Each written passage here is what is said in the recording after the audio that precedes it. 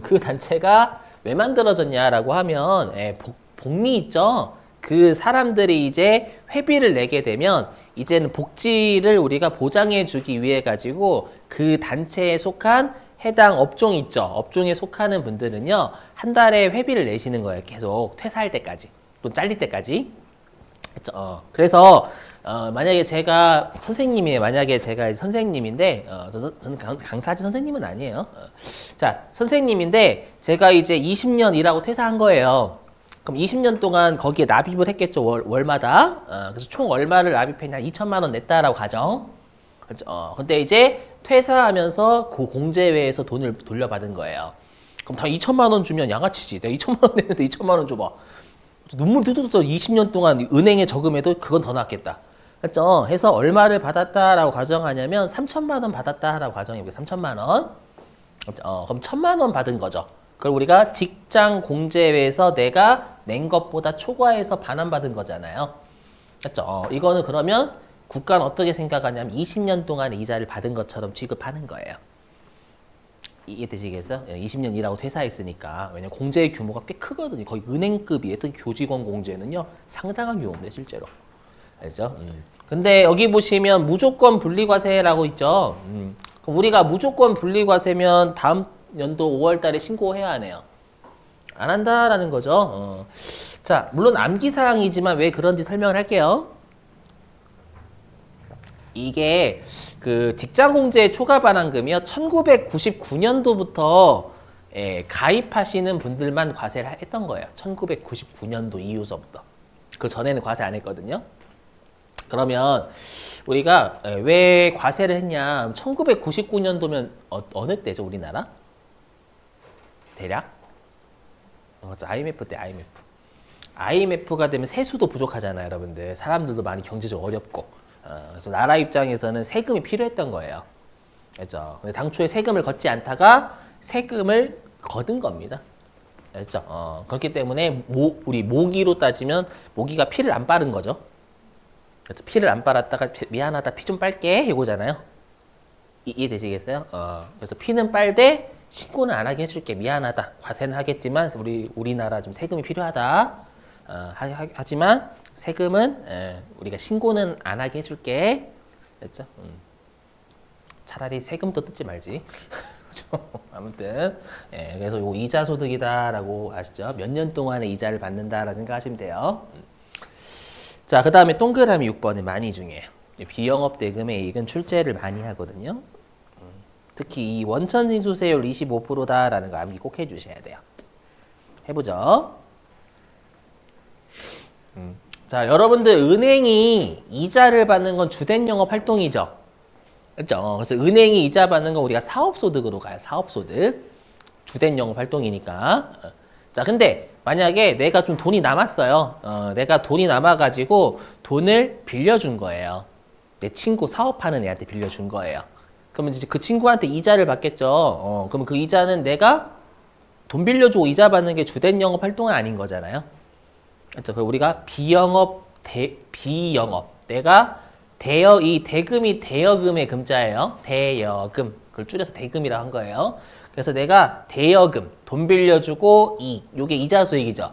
돈 빌려주고 이자 받는 게 비영업, 주된 영업 활동은 아니다 그 말이에요. 알죠? 그걸 우리가 비영업 대금의 이익이다라고 불러요. 그럼 우리가 비영업 대금의 이익은 정말 이자 받는 거죠. 어쩌다가. 그래서 이자 소득인데 우리가 이제 좀 이따가 하겠지만 우리 시험에서 그 말 문제로 원천징수가 출제 진짜 많이 되거든요. 이론 문제로. 좀 이따 하겠지만 우리가 여기 이자 소득하고 배당 소득이 원칙이 14%예요. 원천징수세율이 14%인데 여기는 25%예요. 진짜 이유 없어요. 암기사항이에요. 암기사항. 자, 그리고 동그라미 7번은 이미 그 첫째 날에 설명했었을 거예요. 이자 소득하고 배당 소득은 신종금융상품을 과세해야 되니까 열거를 할 수가 없다라고 했죠. 신종금융상품이 워낙 많이 출시가 되니까. 그래서 그냥 법에 나열된 것 이외더라도 과세를 할게. 그걸 포괄주의. 자, 기억하시고 자, 그 다음에 이제 여기 수입 시기라는 거 할게요. 자, 우리 수입 시기는 어느 년도의 소득으로 볼 거냐 그 말이었죠. 수입 시기요.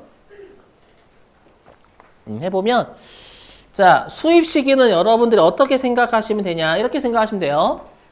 그 여러분들이 보통 예금 통장에서 이자 들어오잖아요, 여러분들. 그거 언제 들어오는지 은행하고 약정해요, 안 해요? 안 해요. 갑자기 어느 날 통장 정리할 때 들어오죠, 여러분들. 그렇죠? 그래서 그럼 우리가 은행한테 이자를 받는 건 금융기관한테 받는 거잖아요. 그래서 금융기관한테 받는 건 돈 받은 날이에요. 현금주의, 현금주의. 하지만 여러분들이 만약에 사채를 발행하는 회사 있죠. 물론 사채를 여러분들이 사보진 않으셨겠지만 상식적으로 그럼 사채를 매입하시면 사채를 발행하는 회사가 이자를 언제 주겠다라고 할까 안 할까요? 그럼 반드시 하게 돼 있어요, 여러분들. 회사가 사채다 발행하는데 이자는 깜짝 놀랄 때 서프라이즈하게 드릴게요. 이러진 않아요. 그렇죠? 언제 이자 주겠다라고 합니다. 알죠? 그럼 우리가 회사는 금융기관이 아니죠. 그러면 금융기관이 아닌 자한테 받는 건 약정을 하게 돼 있어요. 그렇게 들잡으시면 돼요. 이제 해볼게요. 그래서 여기 우리가 채권, 증권의 이자와 할인액은 여러분들 사채다라고 생각하시면 돼요. 그럼 사채를 발행한 회사한테 약정을 하기도 사채 발행하는 회사는 이자 언제 주기로. 그래서 원칙은 여기 약정일로 가는 거 약정일. 알죠? 그리고 무기명 채권은 있을 수가 잘 없죠. 여러분들 어기면 법을 어긴 거니까. 근데 무기명 채권이다라는 건 사채를 발행한 회사의 이름을 알 수가 없는 거예요. 그럴 일은 거의 없죠, 여러분들. 그래서 무기명 채권이면 받아봐야 한다라는 거. 이 정도. 자, 그 다음에 예금 적금의 이자는 수령일인 거 이해되시죠? 왜냐면 금융기관한테 받는 거니까 요건 우리가 약정일이 아니라 받는 날로 가는 거예요. 실제 받는 날. 이렇게. 자, 그 다음에 비영업 대금의 이익은요. 비영업 대금의 이익은 내가 돈 빌려주고 이자 받는 게 주된 영업 활동 아닌 거죠. 그럼 난 누구한테 받아 이자? 은행한테요? 아니죠. 내가 은행한테 돈을 빌려주면 웃겨요. 은행한테 가가지고 여러분들이 제가 돈 좀 빌려드릴까요? 은행이 빌려주시겠어? 저희는 한 30조 있는데 너는 얼마 있어요? 그죠? 당연히 돈 빌려주는 건 금융회사가 아닌 자한테 돈 빌려줄 거란 말이에요. 맞죠? 그러면 당연히 이건 약정일로 가야죠. 맞죠? 근데 비영업 대금의 이익은 요거 수령일이라고 장난을 좀 많이 썼었어요, 실제로. 좀 대비하시고. 자, 그 다음에 4번 통지예금의 이자는 뭐냐면 내가 원래는 우리가 그러니까 예금의 이자를 내가 찾아갈 때 통지를 하고 찾아가는 이자를 우리가 통지예금의 이자다라고 불러요. 그런 여러분들 우리가 예금이 있어. 통지예금이다라고. 통지하고 인출해 가는 거. 알죠? 그럼 그때는 우리가 인출일로 간다라는 거예요. 자, 그러면 요거 좀 왜냐하면 이론 하다 보면 여러분들 짜증나. 이렇게 생각 드세요. 소득세 하다 보면. 그래서 지금 나눠드리는 건 그 소득세 기출 문제예요. 알죠? 풀면서 하는 게 그나마 좀 덜 지루합니다. 옆으로 좀 주시고. 자, 옆으로 주시고. 옆으로 주시고요. 자, 몇 페이지 가주시냐면 몇 페이지냐면은요 어디 갔냐? 자, 5페이지입니다. 5페이지. 자, 5페이지예요. 5페이지. 자, 5페이지에 가장 여러분들 끝으로 갈수록 최근 문제입니다. 알죠? 자, 5페이지 있잖아요. 5페이지에 8번 한번 푸실래요? 5페이지에 8번? 5페이지 7번. 죄송해요. 5페이지에 7번.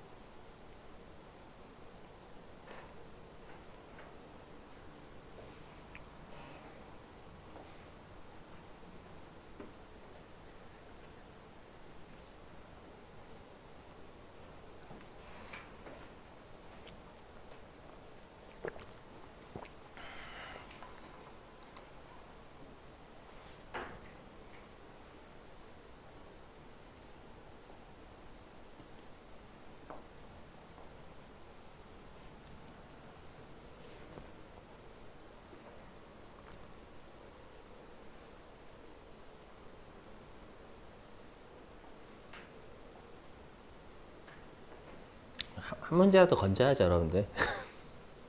그죠? 이게 소득세가 짜증나는 게 외울 건 더럽게만 하는데 두 문제만 해도 가성비가 정말 떨어집니다. 그죠? 잘 나오는 거 위주로 외우실 수밖에 없어요. 그거 보고 여러분들이 아, 얘네는 잘 나오네 라는 건 꼭 외워주셔야 돼요. 특히 이자 소득은 수입식이 잘 내거든. 최근 들어가지고 또 많이 했어. 최근 들어가지고. 그 여러분 몇 번일까요? 7번의 답. 일단 볼게요. 1번 예금 보이시죠? 예금 누구한테 받아요? 금융기관이 아닌. 금융기관. 그럼 금융기관한테 받는 건 받는 날이 받는 날. 예, 받는 날인데 받기로 한 날은 뭐예요? 약정일이에요, 약정일.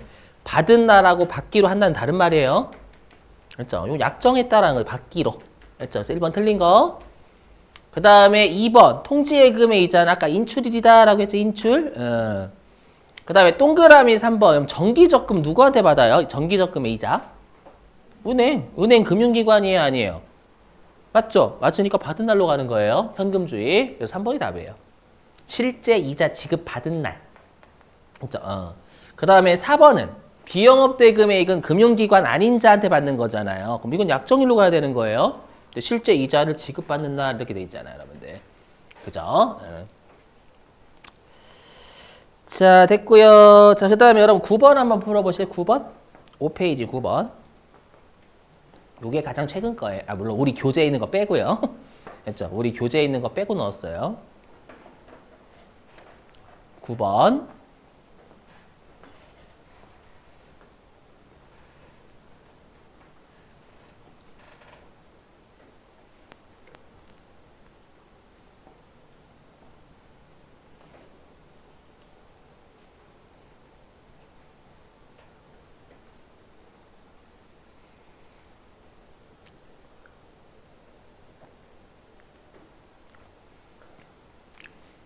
몇 번일까요? 9번. 안 배운 거 있지만 3번이 답이에요. 1, 2, 4번은 방금 했죠, 여러분들. 자, 3번이 뭐냐면 그 여러분들 우리가 연금이라는 말은 찾을 때 어떻게 찾는 거예요? 연금. 찾을 때. 꼬박꼬박 찾아요? 원샷으로 찾아요? 꼬박꼬박 찾는 걸 연금이다라고 해요. 그렇죠? 그래서 우리가 만약에 이게 연금 수령이면 우리가 연금으로 수령하는 건 계속 꼬박꼬박 찾는 걸 우리가 연금 수령이다라고 하고요. 연금 외수령은 연금 형태가 아니라 일시불로 찾는 걸 연금 외수령이라고 해요. 연금 외수령이면 요거는 우리가 일시불이자 일시. 그럼 우리가 일시적인 소득은 기타 소득으로 과세한다라고 했죠, 여러분들. 예외적으로. 동그라미 3번 나중에 배우시겠지만 기타 소득으로 과세가 돼요. 이게 만약에 연금으로 찾으면 연금 소득이 되는 거고.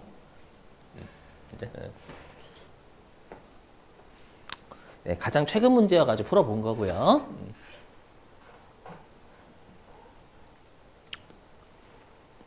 자, 그래서 좀 수입식이 좀 대비 좀. 자, 이제 배당 소득 갈게요. 배당 소득. 자, 배당 소득은 출제가 잘 되는 가능성은 거의 좀 없어요. 그래서 좀 외우실 것만.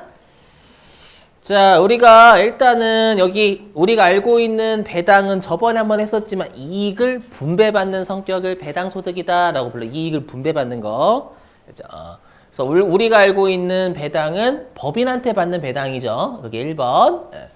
그 다음에 동그라미 2번은 깊게 파고들면 워낙 어려우니까 우리가 의제라는 말 들어가면 세법에서 그걸로 보는 거예요, 안 보는 거예요? 의제 간주 들어가면.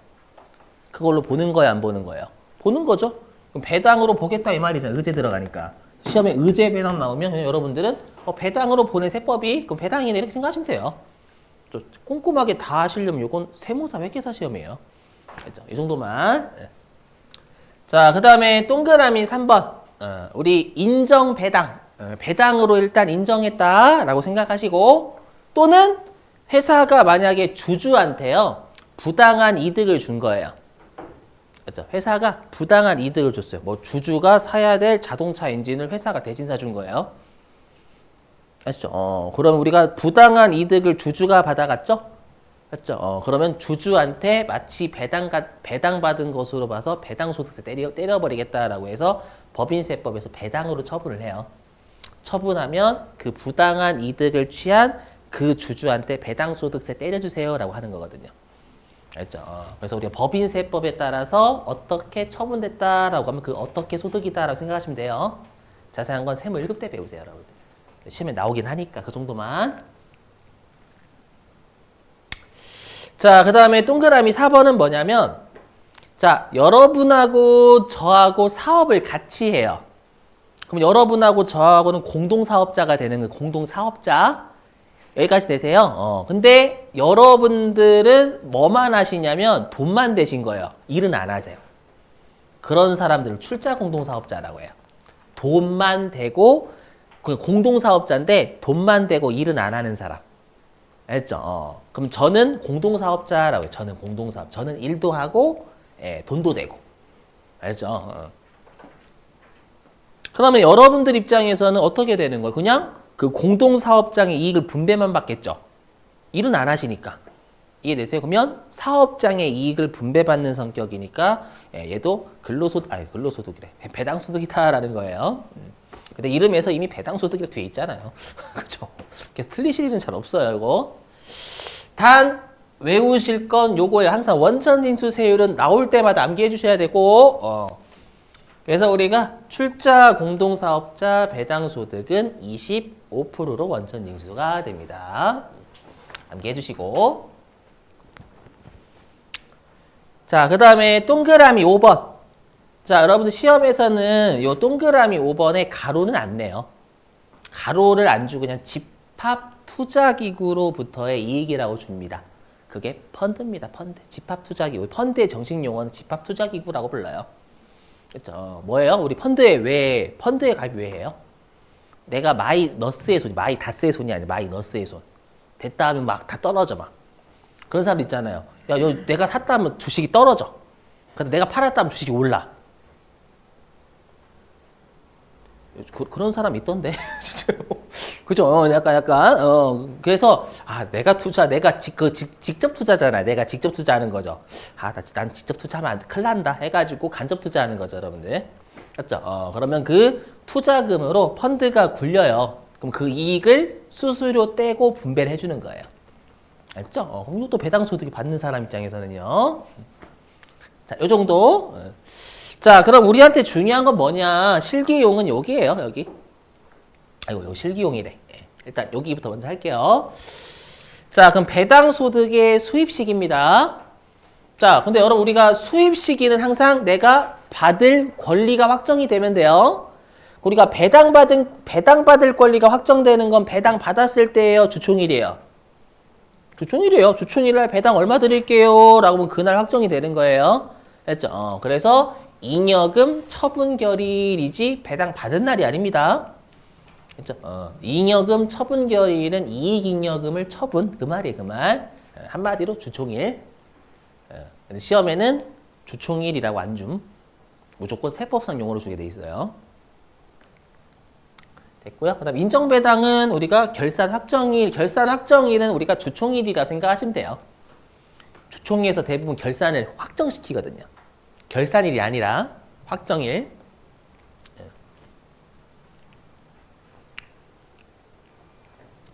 자, 그 다음에 여기는 좀 주의. 자, 우리가 무조건 종합과세하고 무조건 분리과세는 워낙 이론에서 출제를 많이 해요. 그래서 요거 좀 암기. 자, 그럼 여러분들 무조건 종합과세는 다음 연도 5월 달에 무조건 신고하는 거죠. 그럼 왜 신고를 하냐면 우리나라에서 세금을 안 내서 그래요. 우리나라에서 세금을 당초에 안 냈으니까 다음 연도 5월 달에 신고해서 내라라는 거예요, 무조건. 그렇죠? 그래서 나중에 여러분 배우시겠지만 무조건 종합과세는 주로 우리나라에서 원천징수 안 될 때가 무조건 종합과세예요. 세금 내라는 얘기예요. 다음 연도 5월 달에. 해보자. 자, 첫 번째. 외국에서 지급받은 이자. 이거는 원천징수가 외국에서 된 거지 우리나라에서 안 된 거예요. 그렇죠? 그 다음에 아예 우리나라에서 원천징수되지 않은 금융소득이다라고 돼 있죠. 이것도 그렇고.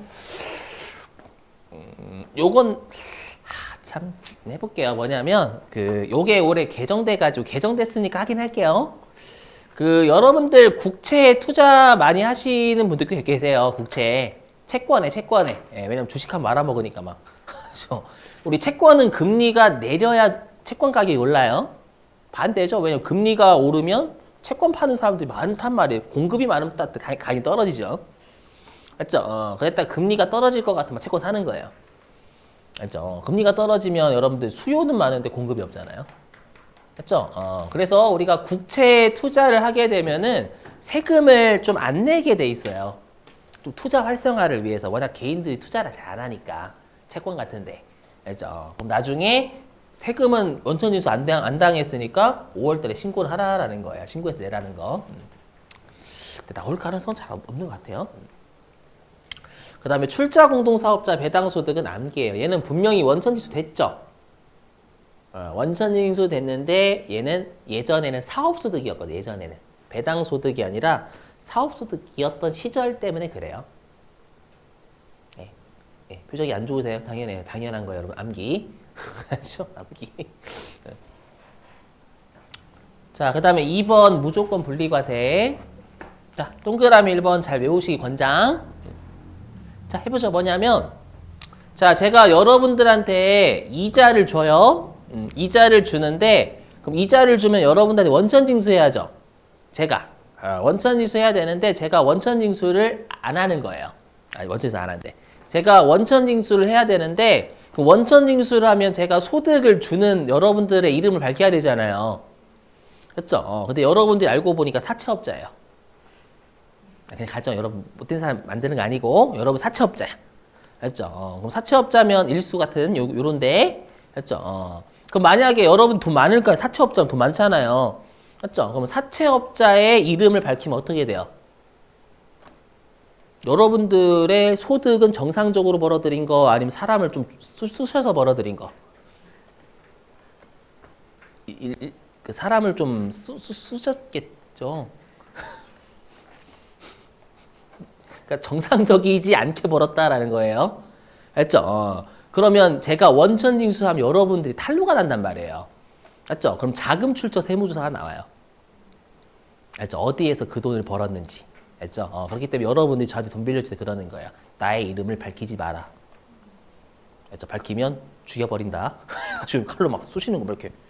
죄송해요. 너무 드라마 많이 봐가지고 예전에. 그렇죠? 그래서 밝히지 못한다라는 거 제가. 알죠? 그러면 세무세에서는 가장 높은 세율로 두드려 패겠다라는 거예요. 그래서 혹시라도 네가 소득을 누구한테 지급하면 14%로 원천징수 하겠는데 밝히지 못하면 45% 때려버리겠다라는 거예요.